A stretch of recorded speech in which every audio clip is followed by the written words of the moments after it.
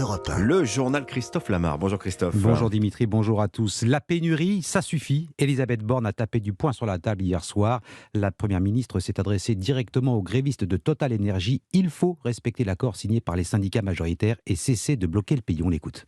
La bonne façon, je le redis aux salariés, c'est de savoir sortir d'une grève. Il y a un accord salarial qui a été signé par des organisations représentant la majorité des salariés. Il faut maintenant reprendre le travail. Nous avons libéré énormément de stocks stratégiques pour remplacer les carburants qui sont bloqués dans des dépôts. Nous avons pris nos responsabilités avec des réquisitions en Normandie, dans les Hauts-de-France.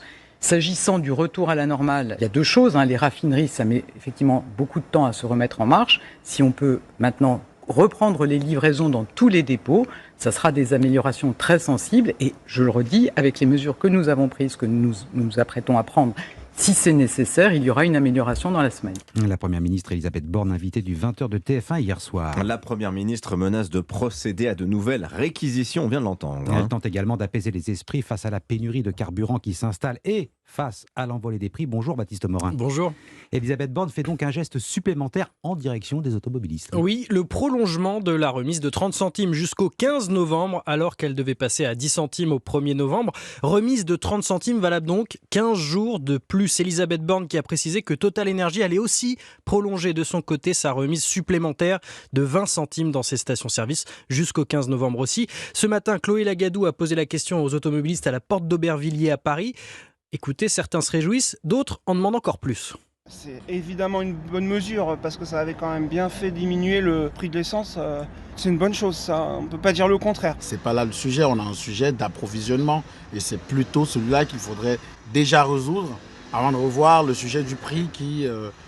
on en parle depuis bientôt 1 an. Il faut prolonger jusqu'à ce que l'inflation diminue parce que les gens souffrent. Ça serait bien qu'ils se mettent 15 jours à notre place. Avec ce prolongement, en tout cas, la Première ministre espère diminuer la demande à la pompe.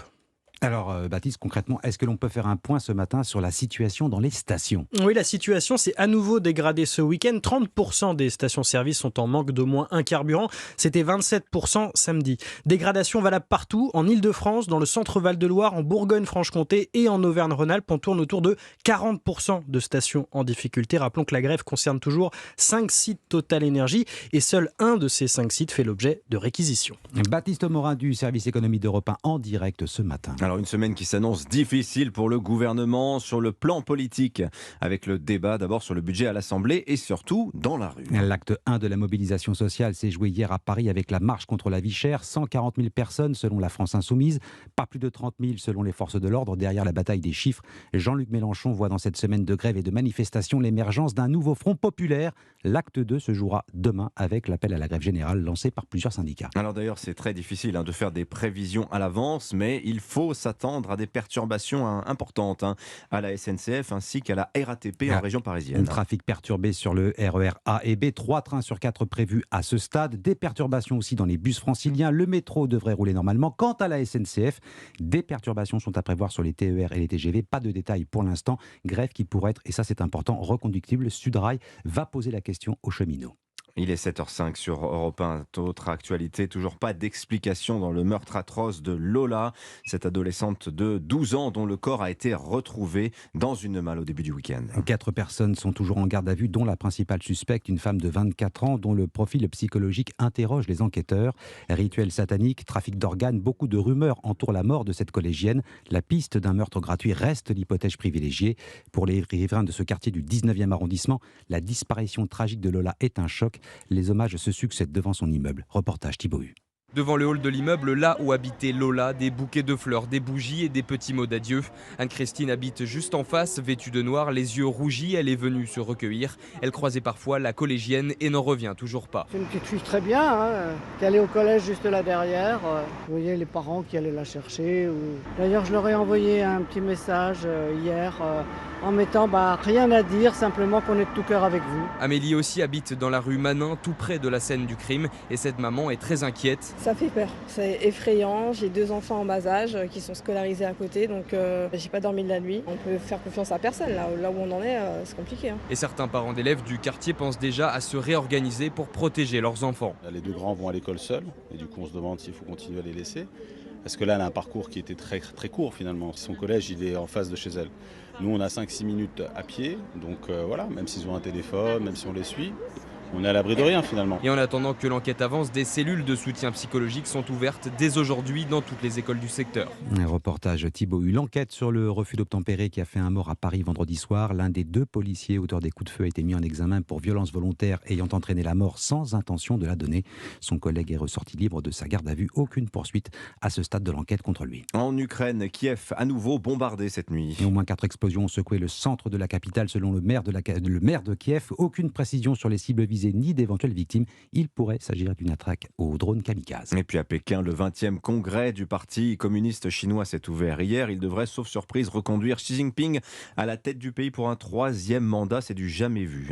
Et disant qu'il est à la tête du pays, déjà du jamais vu depuis Mao, le leader chinois promet la fermeté dans le conflit qui oppose Pékin à Taïwan. Il promet la réunification, ni plus ni moins. Sébastien Lebelzik, correspondant d'Europe 1 en Chine. Sous l'étoile rouge du palais du peuple, place Tiananmen, les quelques 2300 délégués du Parti communiste écoutent religieusement le président. Un discours fleuve d'1h30, suivi d'un tonnerre d'applaudissements et de l'hymne national. Un discours très nationaliste marqué notamment par une promesse, celle de reprendre Taïwan. Xi Jinping. La résolution de la question de Taïwan est l'affaire du peuple chinois lui-même et doit être résolue par le peuple chinois seul. Nous œuvrerons avec la plus grande sincérité et les plus grands efforts pour une réunification pacifique. Mais nous ne renoncerons jamais au recours à la force. Il s'attaque notamment aux ingérences étrangères, sous-entendu les États-Unis, un discours qui inquiète Jean-Pierre Cabestan, professeur de sciences politiques à Hong Kong. Ce qui m'inquiète évidemment, c'est la montée des tensions sino-américaines et on peut se demander jusqu'où Xi Jinping est prêt à aller dans sa confrontation avec les États-Unis. Est-ce qu'on va vers une guerre dans le détroit de Taïwan? Difficile à dire dans les 5 années qui viennent. La prolongation de son mandat sera formellement annoncée à l'issue du congrès dans une semaine. Et d'ici là, les discussions vont se dérouler à huis clos, derrière les murs du Palais du Peuple. Pékin, Sébastien Lebelzik, Europe 1. Allez, le football, Paris sort vainqueur du match au sommet face à l'Olympique de Marseille hier soir. Kylian Mbappé en a profité d'ailleurs pour mettre les choses au point. Une victoire 1-0 des Parisiens, clôture de la 11e journée de Ligue 1. Neymar a marqué sur une passe de Kylian Mbappé, première passe décisive du Français cette saison et première explication de texte avec les médias après la rencontre. Kylian Mbappé l'assure, il n'a jamais demandé à quitter le club des Janviers. Tout cela est complètement faux, Cédric Chasseur. Oui, et cela a dû surprendre ceux qui, cette semaine, nous annonçaient que Kylian Mbappé ne devait plus s'exprimer jusqu'à la Coupe du Monde. Bien présent face aux médias après le succès parisien face à l'OM, Kylian Mbappé s'est lancé dans un joli numéro d'équilibriste, bien décidé à faire taire les rumeurs. J'ai jamais demandé mon départ en janvier. L'info qui est sortie le jour du match, j'ai pas compris parce que je suis impliqué ni de près ni de loin de cette info, donc j'étais tout autant choqué que tout le monde. J'étais à la sieste, mon entourage était au mode de mon petit frère.